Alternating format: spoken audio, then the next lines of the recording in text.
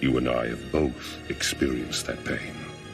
You strive for your justice, and I strive for mine. And what's going on, Read My Lips people? We are back. Back like we ain't never left, baby.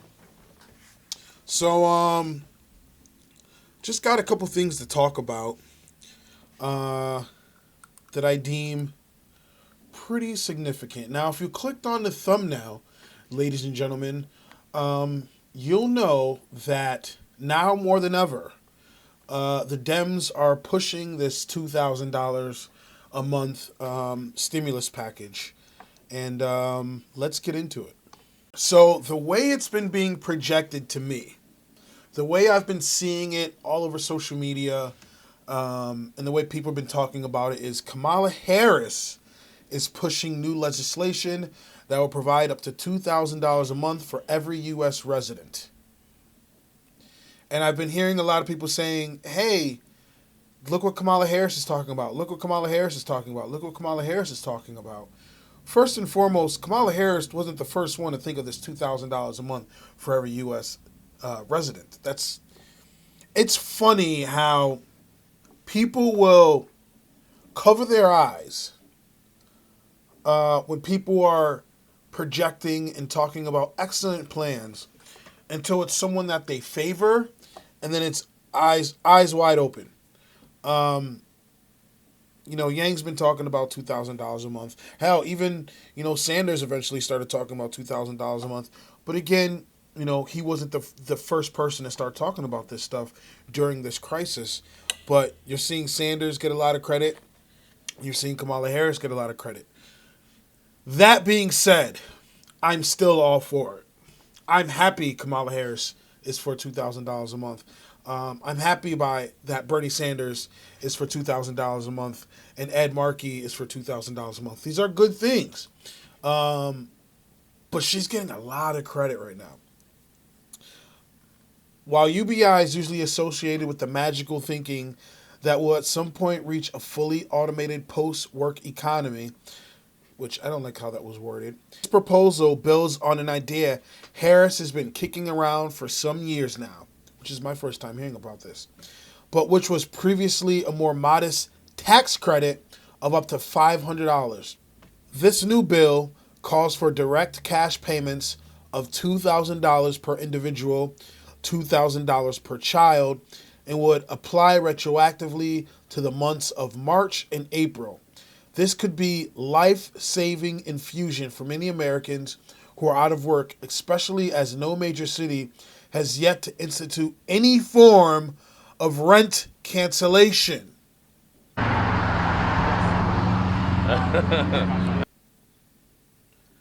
Which is absurdity. What are we, 3 months in now? And we can't put a freeze on rent?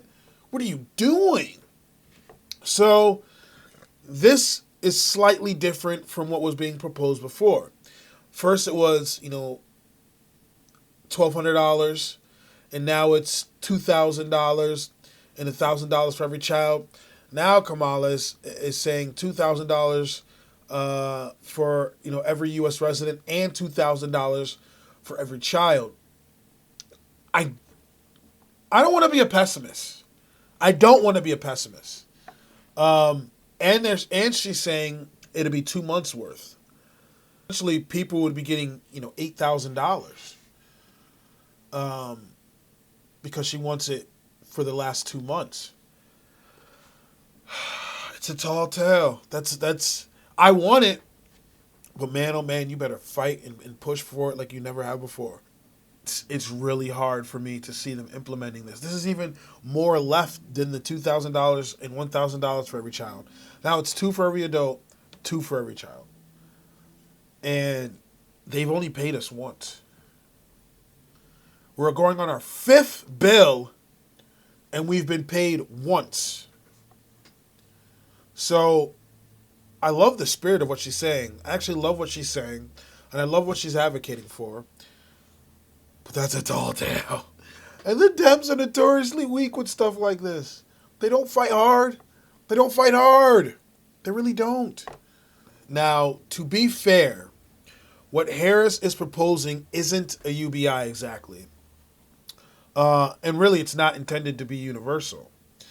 Those with an income of $100,000 would see decreased payments, while anyone making $120,000 or more would be ineligible to receive the stimulus. So this will be a means-tested package yet again. Again, and I have to point this out every single time. I have to point it out when Tulsi Gabbard came out with it. I got to point it out with the last stimulus package, and I got to point it out with the one Kamala's pushing. The more you do this scenario, as far as people not being able to receive it if they hit a certain bracket, the more pushback it's going to get. It's still going to get a lot of pushback.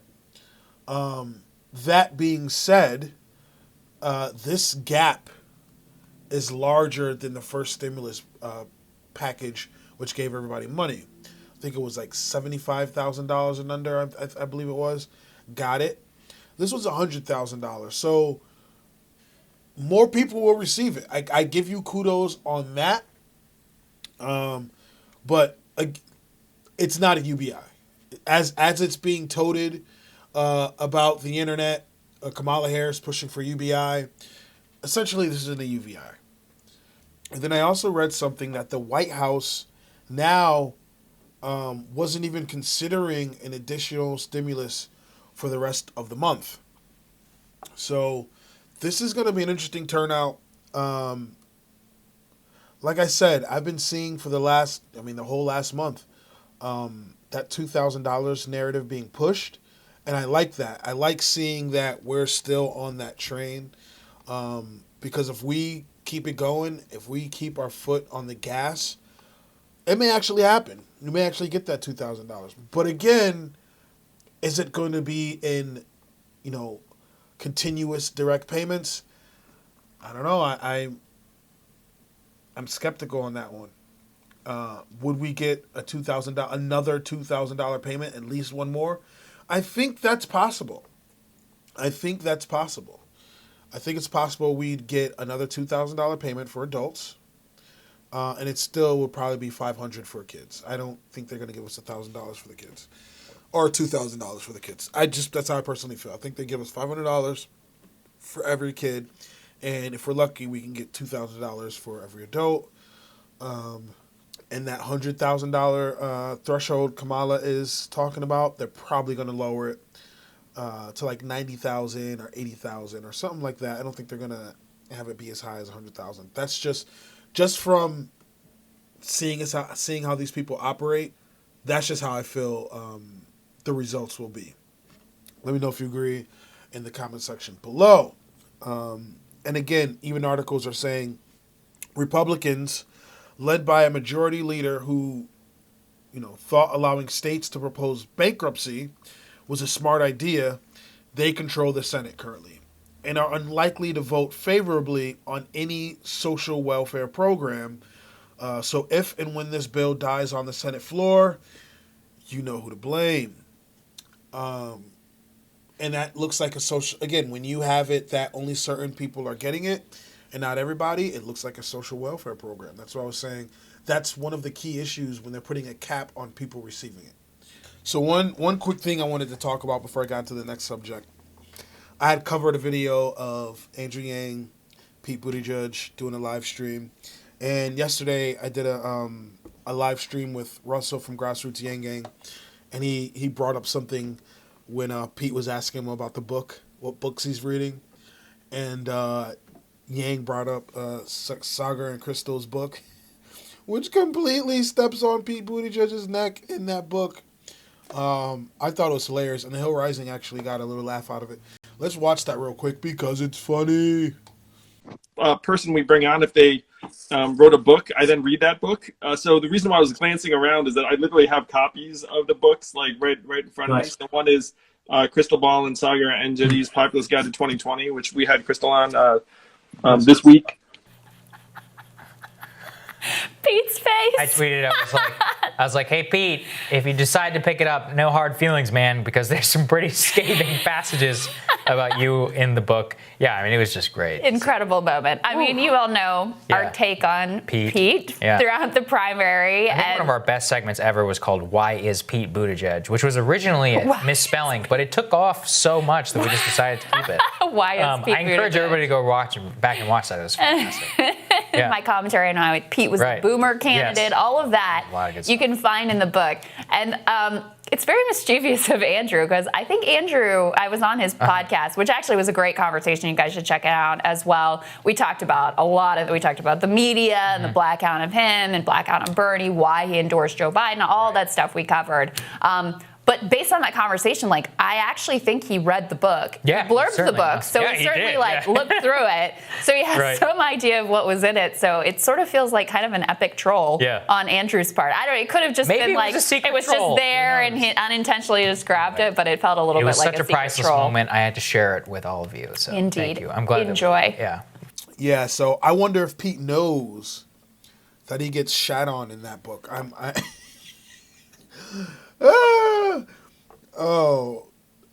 curious. Pretty sneaky, Yang. Pretty sneaky, sis. That's funny. That's funny. So the other thing I wanted to talk to you about, Yang tweeted this out as well. I've been seeing a lot of people against wearing masks. And quite frankly, I don't understand it. It's like, we want to open back up. Okay, we'll open back up if you follow these rules. I don't want to follow these rules. So you come off looking self-entitled. It's like, I say, we shouldn't open back up. It's not dangerous. People give pushback. Some people can't afford. We can't afford to not open back up. Okay, we'll open back up with these small, minute amount of rules. I don't want to follow these rules. It's like, what the hell? Well, what will satisfy you? These people that are anti-masks, what will satisfy you? And there are people dying from wearing the masks. People say there are people that aren't building up enough immunity. They need to be exposed to the virus to build up immunity from it, etc., etc. Studies show the number of coronavirus cases in the United States would plummet if at least 80% of Americans wore face masks every time they went out in public. A soon-to-be-released study that was put together by the University of California at Berkeley's International Computer Science Institute, along with Hong Kong University of Science and Technology, finds that widespread facial coverings would be an incredibly effective way to combat the spread of the virus. Dekai, an American computer scientist who served as chief architect of the study, said that widespread mask wearing is one of the reasons that Japan has had a drastically smaller number of infections and deaths. That mask wearing could have similar effects in the United States.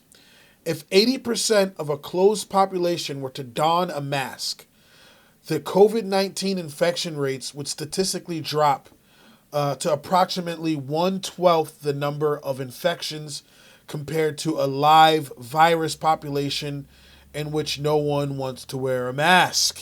It has been noted that there has been some resistance in the U.S. to wearing masks, including apprehension from representatives from the World Health Organization who express their worry is that people will not wear the masks properly, or that people could get a false sense of security from wearing them and thus relax on social distancing measures. In the United States, President Donald Trump has openly said he does not plan to follow the guidance of the Center for Disease Control and Prevention that everyone should wear masks in public. Trump has made a number of public appearances without wearing the mask, as has Vice President Mike Pence. So I'm open and ready to listen to anybody who has something scientifically proven as to why on a large scale we shouldn't wear masks. But majority of the studies that I've come across say that wearing masks would help significantly. But there are a lot of people pushing back against it. I reported on, the person that went into, a retail establishment and the security guard asked her to wear a mask. She left, told her husband came back with another gentleman and shot the security guard's head off. Killed him, left his wife and kids fatherless. And there were people actually defending the shooter. Defending the shooter. Defending the woman also for not wanting to wear the mask. Senseless violence. You're going to be hard-pressed to convince me that, yes, we need to be open and people don't need to be wearing masks. It's going to be a tall tale to do, let me tell you. And don't get it twisted. Not all masks were created equal. Like, I don't know if you saw the video. There's a video showing that not all, like this mask is dope. This mask works. But there are masks out there where the person had a candle, you're wearing the proper mask, you try to blow, nothing happens. You can't blow the candle out. And then the person had like a subpar mask, the other person blew the candle right out. So not all masks were created equal. Yes, some masks are crap. So if you can, you need to get the best mask that you can. But what are your thoughts? Do you think people should just run about not wearing masks and just pretend that everything's fine? And, I've actually heard people say that survival of the fittest. Screw the masks. The people that got killed off by the thing, they couldn't make it. They didn't stand up to it. And that this has been happening on the earth for a long time. The strong survive and the weak die out. Which in a sense is true. Back in the day, that's what it was. Viruses have wiped out many populations, and the strong survived, and the weak thrived. If I'd like to think we're a lot more civilized than that now, but if that's how you think as well, let me know in the comment section below. So, interesting article. Yeah, I'm pro-mask. Let me know what you think in the comment section below.